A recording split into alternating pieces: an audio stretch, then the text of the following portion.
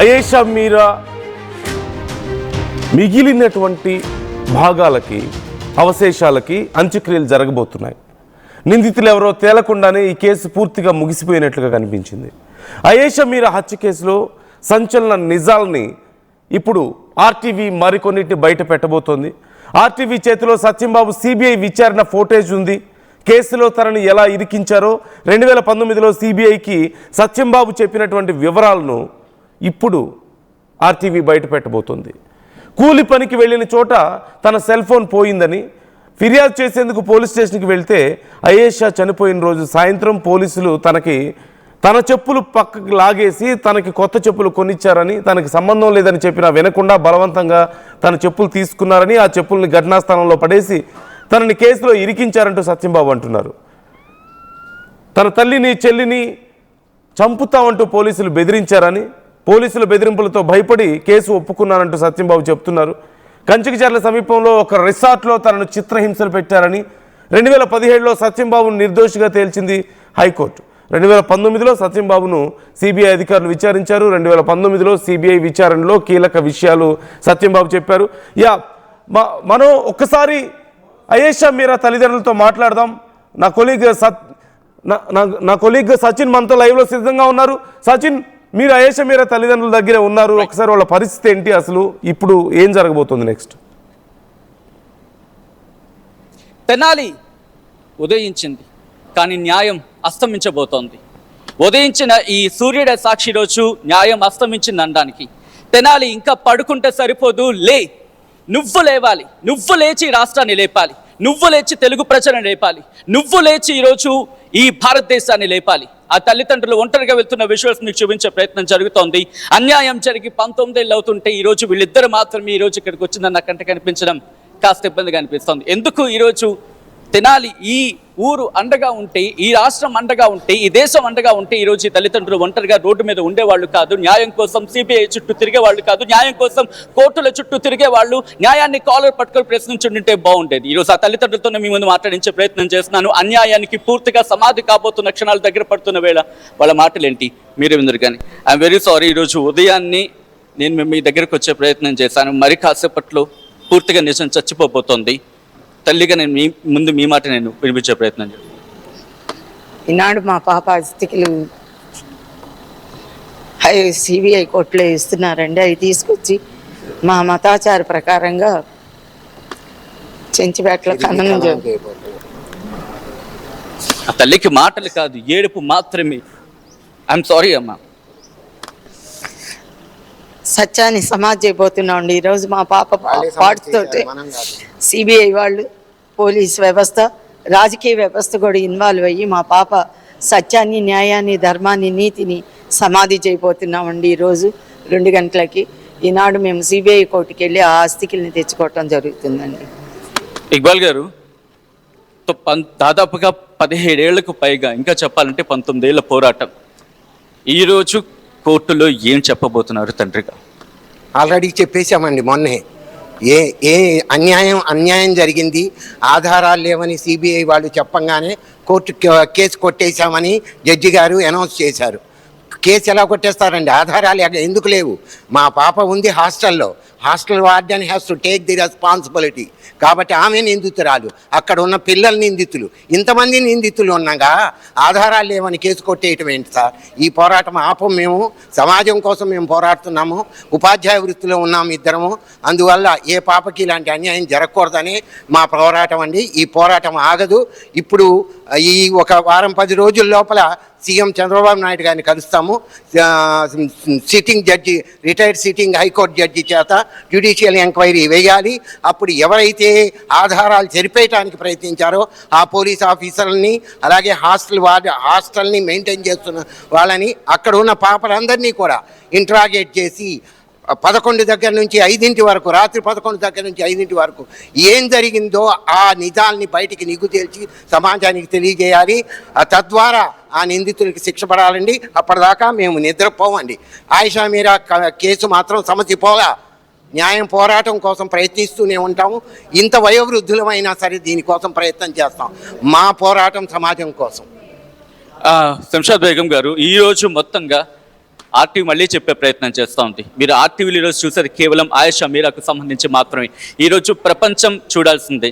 శంషాద్ బేగం గారు, ఈరోజు 2 గంటల సందర్భంలో అస్థికలు కలిసిపోతాయి, కానీ తల్లిగా మీ పోరాటం, ఇక్బాల్ గారు చెప్పినట్టుగా పేరెంట్స్గా మీ పోరాటం కంటిన్యూ అవుతుంది. మీ లక్ష్యం ఏంటి అని అడిగితే ఏమంటారు? అఫ్ కోర్స్ వెళ్ళిపోయిన పాప తిరిగి రాదు, కానీ మీ లక్ష్యం ఏంటి?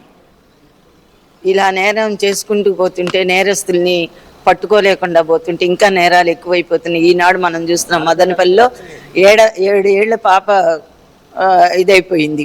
ఇలాంటివి అంటే శిక్షలు సరిగ్గా లేకపోవటం వల్ల న్యాయ వ్యవస్థలు, అలాగే రాజకీయ నాయకులు, అలాగే డబ్బున్న వాళ్ళకే ఈ న్యాయ వ్యవస్థ పనిచేస్తున్నట్టు అనిపిస్తుంది.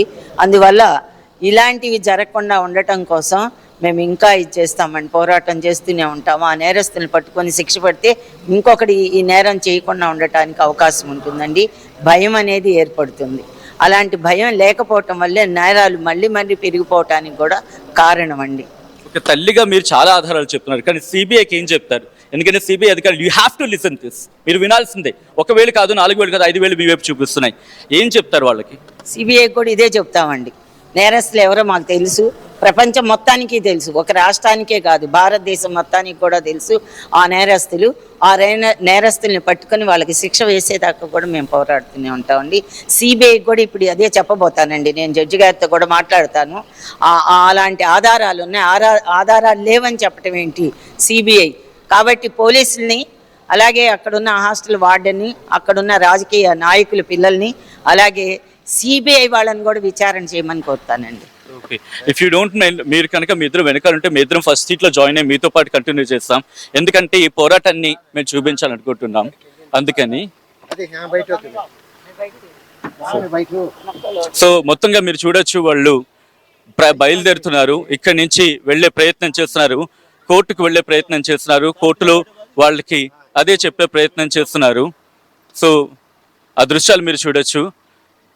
మొత్తంగా ఇక్బాల్ గారితో మీరు చూసే ప్రయత్నం చేస్తే కనుక సో ఒక్కసారి వాళ్ళతో మాట్లాడే ప్రయత్నం చేస్తున్నాం మనం. సార్, ఐఎమ్ వెరీ సారీ, మీతో పాటు ట్రావెల్ చేయాలని చెప్పి ఈరోజు ఆర్టీవీ అనుకుంది, ఎందుకంటే సత్యాన్ని చూపించే ప్రయత్నం చేస్తుంది కాబట్టి. సో ఇక్బాల్ గారు, కోర్టు ముందు ఈరోజు వాస్తవాలని చెప్పేటప్పుడు సిబిఐ దాచిన నిజాల గురించి కూడా మాట్లాడుకోవాలి. సిబిఐ ఇన్వెస్టిగేషన్లో ఎక్కడ లోపం పడింది అనుకోవాలంటే? సిబిఐకి అన్నీ తెలుసండి, కావాలని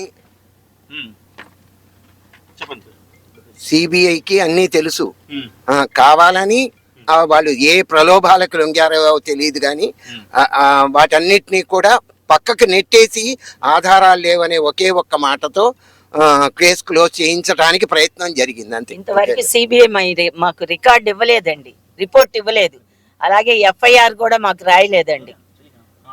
ఎఫ్ఐఆర్ కూడా మాకు మా చేత రాయించలేదు. సార్ మాకు అవకాశం ఇవ్వండి, ప్రశాంతంగా వెళ్తాం మేము.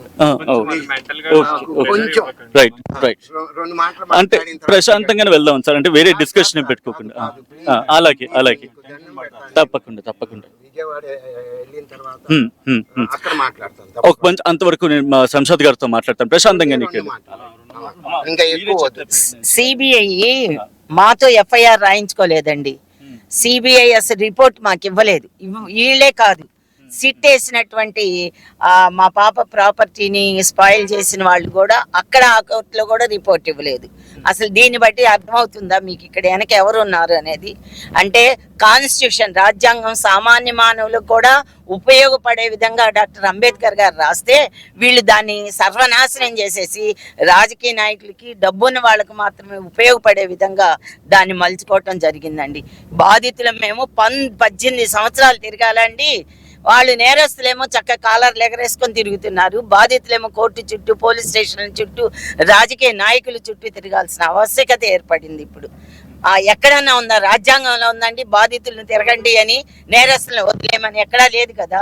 కానీ మన రాజ్యాంగాన్ని ఆ విధంగా వీళ్ళు వాడుకుంటున్నారు. సిబిఐ వాళ్ళు చేసిన పని ఏంటంటే ఎఫ్ఐఆర్ రాయించుకోలేదు, అలాగే పోలీసులు ఎఫ్ఐఆర్ రాయించుకోలేదు. దానిలో పాప ఏజ్ 17 సంవత్సరాలు అయితే 19 సంవత్సరాలని రాసుకున్నారు. అంటే మైనర్ బాలిక అయితే వేరే విధంగా ఉంటుంది, మేజర్ అయితే వేరే విధంగా ఉంటుందని వాళ్ళు ముందుగానే ఆలోచించుకొని ఒక ప్రీ ప్లాన్డ్ ప్రకారంగా ఈ కేసు జరుగుతుందండి. అలాగే వార్డెన్ అసలు ఎక్కడన్నా మీరు చూసారా వార్డెన్ అరెస్ట్ చేస్తాం?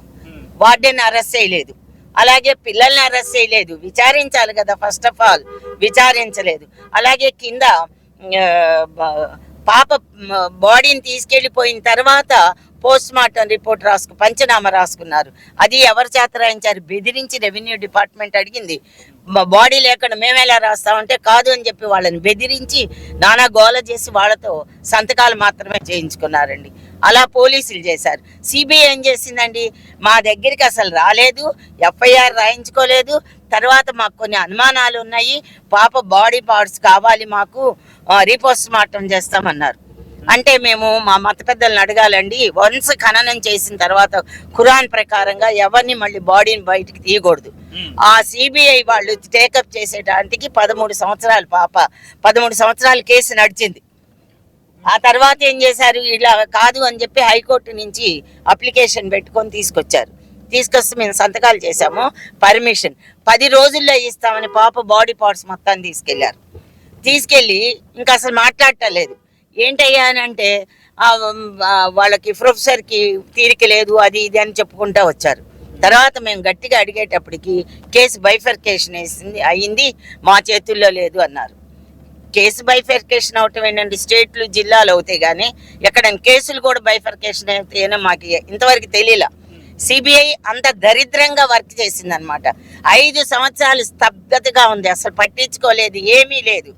కానీ మేము గొడవ చేసాం, పోనీ పాప పార్ట్స్ అన్న ఇవ్వమని హైకోర్టుకి వెళ్తే సిబిఐ కోర్టుకు అన్నారు, సిబిఐ కోర్టుకి వెళ్తే హైకోర్టుకు అన్నారు.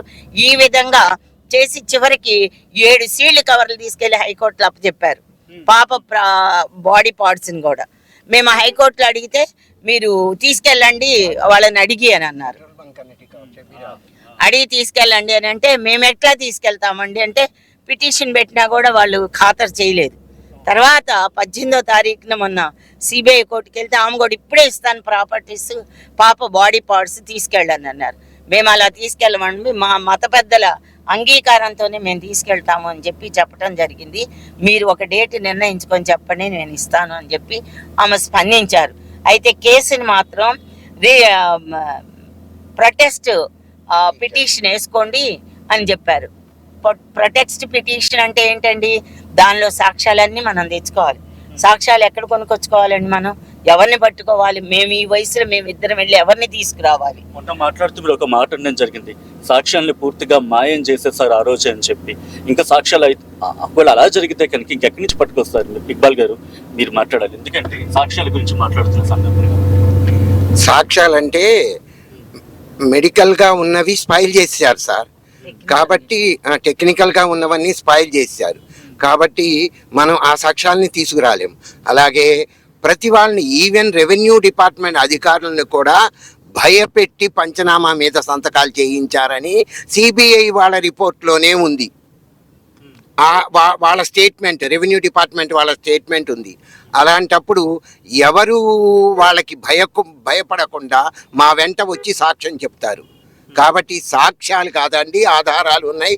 నిందితులు అక్కడే ఉన్నారు. ఆ నిందితులు ఎవరు? కవితా సౌమ్య ప్రీతి, అలాగే హాస్టల్ వార్డెను ఇక్కడే హాస్టల్ వార్డెన్, వీళ్ళు ఆధారాలండి. తప్పకుండా వాళ్ళని ఇంట్రాగేట్ చేయాలి. అలాగే అప్పుడు నీరు కార్చిన పోలీస్ ఆఫీసర్స్ అందరినీ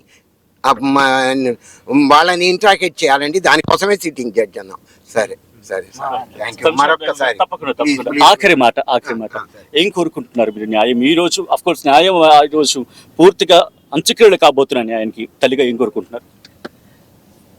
నేరస్తుల్ని, దోషుల్ని పట్టుకొని శిక్షించాలని కోరుకుంటున్నాం అండి. థ్యాంక్ యూ సో మచ్ అండి. మొత్తంగా అయితే మాత్రం వాళ్ళు మళ్ళీ ఇప్పుడు ఆ తల్లిదండ్రులు వాళ్ళ కుటుంబంతో సైతం వెళ్ళే ప్రయత్నం చేస్తున్నారు. ఆర్టీవీ వాళ్ళతో పాటు వెళ్ళే ప్రయత్నం చేస్తోంది. అండ్ కుటుంబ సభ్యులందరూ కూడా ఇప్పుడు ఇక్కడికి చేరుకొని వాళ్ళు ఈ వెహికల్లో వెళ్ళబోతున్నారు. సో చాలా రిక్వెస్ట్ చేసిన తర్వాత మాత్రమే ఆ ఫ్యామిలీ ఇటు మాతో మాట్లాడే ప్రయత్నం చేసింది. ఇప్పుడు వాళ్ళ ఫ్యామిలీ కూడా ఇక్కడ చేరుకోబోతున్నారు. సో మొత్తంగా వాళ్ళంతా కూడా ఇప్పుడు వెళ్ళబోతున్నారు.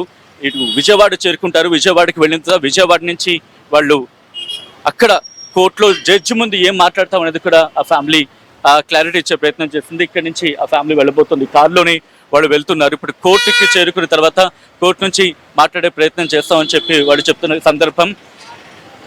అబ్బుర్ అహ్మద్ సోషేగా ఆప్ ఏ జో ఫ్యామిలీ కా సాత్ తెలుగు మాట్లాడతారు కదండి, ఈ కుటుంబంతో వెళ్తున్నారు, ఈరోజు న్యాయం కోసం పోరాడుతున్నారు. బహుశా ఇది ఆఖరి పోరాటం. కోర్టుకు సంబంధించి మాట్లాడుకుంటే కనుక తల్లిదండ్రులది ఏమనిపిస్తోంది? న్యాయం జరగాలని కోరుకుంటున్నాం అందరూ. అనుకుంటున్నారా న్యాయం జరుగుతుందని? అయిపోయింది కదా, ఇంకా న్యాయం జరగడానికి ఏముందని చెప్పి మాట్లాడుకుంటున్నాం కదా. ఏదో ఉంది కదా లాస్ట్ ఉంది, నమ్ముతున్నారు, జరుగుతుంది అనుకుంటున్నారు. ఏ న్యాయం అండి? ఏ న్యాయం అంటే అసలు ఇప్పుడు వాళ్ళు దోషుల్ని ఎవరు ఇంతవరకు శిక్షించలేదు. అసలు జరిగింది వాస్తవాలు కనపడుతున్నాయి కదా, ఎవరు చేసింది ఎవరు, వాళ్ళ ఫలానా వాళ్ళు కావాలి కదా. అది అంత ఏమి లేకుండా కేసు కొట్టేయటం అనేది అది ఈ కుటుంబానికి అత్యంత సన్నిహితులా మీరు కనిపిస్తున్నారు. రాష్ట్ర ప్రజలకు ఏం చెప్తారు, ప్రభుత్వానికి ఏం చెప్తారు మీరు? ప్రభుత్వానికి రాష్ట్ర ప్రజలకి చెప్పేంత వాళ్ళు మేము కాదులే కానీ చెప్పాల్సిన సందర్భం. మా వరకు మేము న్యాయం కావాలి, మా అమ్మాయికి న్యాయం జరగాలి. దసాలు రైట్, ఆల్రెడీ లేట్ అవుతుంది అన్నారు కాబట్టి thank you so much Iqbal గారు అండ్ శంషాద్ బేగం గారు. ఫ్యామిలీ అంతా కలిసి వెళ్ళే ప్రయత్నం చేస్తుంది. వాళ్ళు ఒకటే కోరుకుంటున్నారు, మేము వెళుతున్న సందర్భం కుటుంబంతో కలిసి వెళ్ళే ప్రయత్నం చేస్తున్నామని చెప్పి వెహికల్ ని ఫాలో చేసే ప్రయత్నం చేస్తుంది. ఆర్టీవీ విజువల్స్ మీరు చూస్తున్నారు ఆర్టీవీ స్క్రీన్ మీద.